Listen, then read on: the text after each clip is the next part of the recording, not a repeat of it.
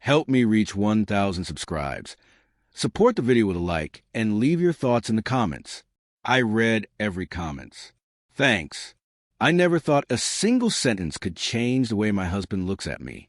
Not shouting, not cheating, not even some dramatic betrayal. Just one careless comment, said in frustration, that landed exactly where it hurt the most. My name is Elizabeth, and I've been married to James for 9 years. Until recently, I would have told you we were solid. Not perfect, but steady. The kind of marriage built on routines, shared responsibilities, and a quiet belief that love didn't need to be loud to be real. James has always been a reserved man. Thoughtful, reliable. He's not the type who dominates a room, but he's the one people lean on when things fall apart. I admired that about him when we met. He made me feel safe, grounded. Over time, though, safety started to feel like predictability, and predictability slowly turned into something I didn't know how to name. We both worked long hours. Evenings became quick dinners and separate screens. Conversations turned practical. Bills, schedules, groceries. I told myself this was normal. This was adulthood. But somewhere along the way, I started feeling unseen. Not ignored exactly, just unconsidered. When I talked about my day, James listened, but his eyes drifted. When I needed reassurance, he offered logic instead of comfort. I didn't doubt his love, but I missed feeling desired emotionally and otherwise. I never said that out loud. Instead, I let it ferment quietly. Turning into irritation I pretended wasn't there. The night it happened wasn't dramatic. No shouting. No slam doors. We were in the kitchen, talking about something small, something stupid. A broken shelf he'd been meaning to fix. I made a comment about how he kept putting it off. He said he'd get to it. I said he always said that. He sighed. That sigh did something to me. It felt dismissive, like my frustration was an inconvenience.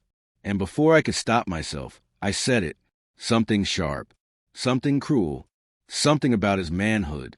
Not yelling, almost casual, like it was obvious. The second the words left my mouth, I wanted them back. James froze, not angry, not defensive, just still. He looked at me, but not the way he usually did.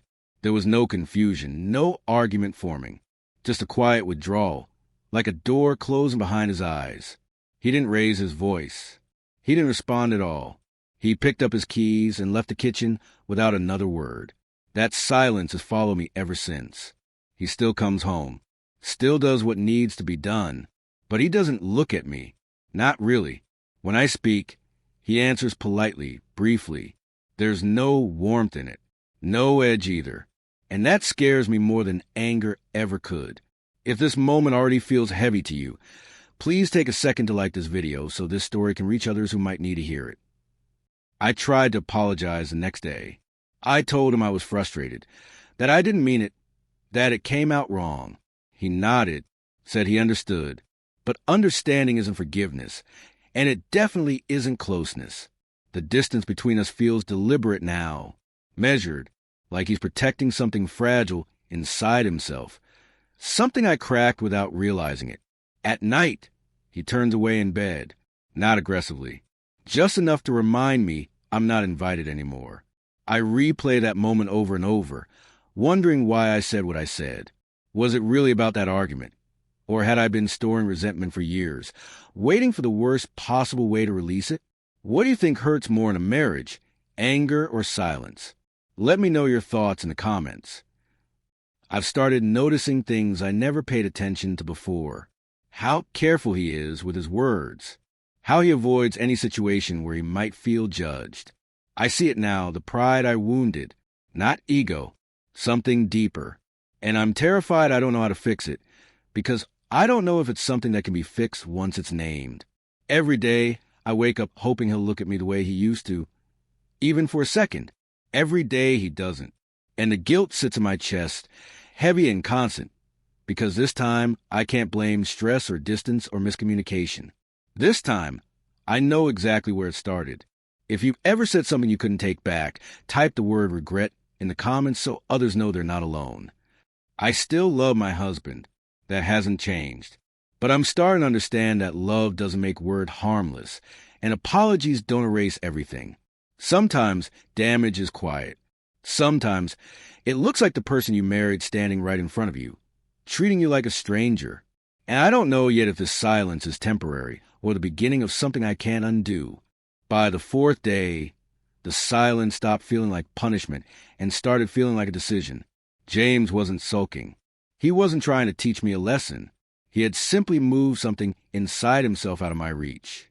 I could feel in the way he moved through the house, efficient and distant, like a guest who planned to leave soon but didn't know when. That frightened me more than any argument we'd ever had. I tried again, carefully this time.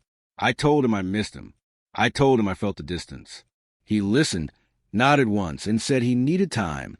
Time, not space, not forgiveness. Time, as if whatever I'd said hadn't just hurt him the moment, but rewired how he saw me. I started realizing that my comment hadn't attacked his pride. It had questioned his worth.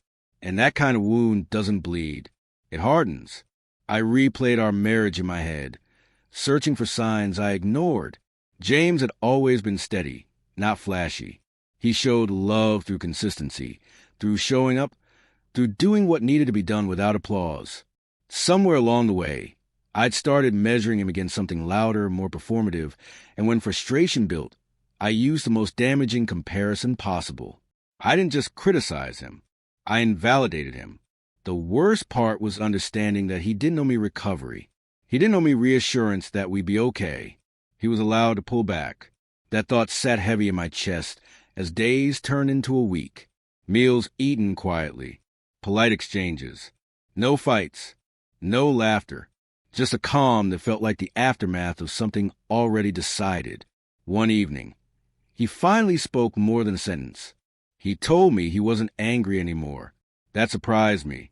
He said anger fades. But what I said changed how safe he felt being vulnerable with me. He didn't know yet if he could get that back. Hearing that hurt in a way I didn't expect. Because it meant the damage wasn't emotional. It was foundational. I asked him if he still loved me. He paused before answering. Not long, but long enough. He said love doesn't disappear overnight. But trust can fracture quietly. And that silence between us was him figuring out whether the fracture could heal or whether it would keep spreading. If this part of the story resonates with you, please share it with someone who understands how fragile words can be inside a marriage. That night, I lay awake realizing something uncomfortable. I had wanted to be heard, but I hadn't listened. I had wanted validation, but I'd chosen humiliation as a shortcut. And shortcuts in relationships always cost more than they save. I understood then why James wouldn't look at me. Looking meant risking exposure again, and I was the last person he trusted with that. Over the next few days, I stopped pushing. I focused on consistency, on respect, on letting him exist without pressure, not as a tactic, but because I finally understood what I'd taken for granted. I didn't know if it would be enough. I didn't know if it was already too late. Do you believe some words permanently change a relationship, or can time and effort repair anything? Join the discussion in the comments. 2 weeks after that night in the kitchen, James sat beside me on the couch. Not close, but closer than before. He didn't touch me, but he didn't move away either. He told me he appreciated that I'd stopped defending myself and started reflecting. He said he wasn't ready to promise anything, but he wasn't done trying yet. That was the first real relief I'd felt since it happened. I don't know how our story will look years from now. I only know this.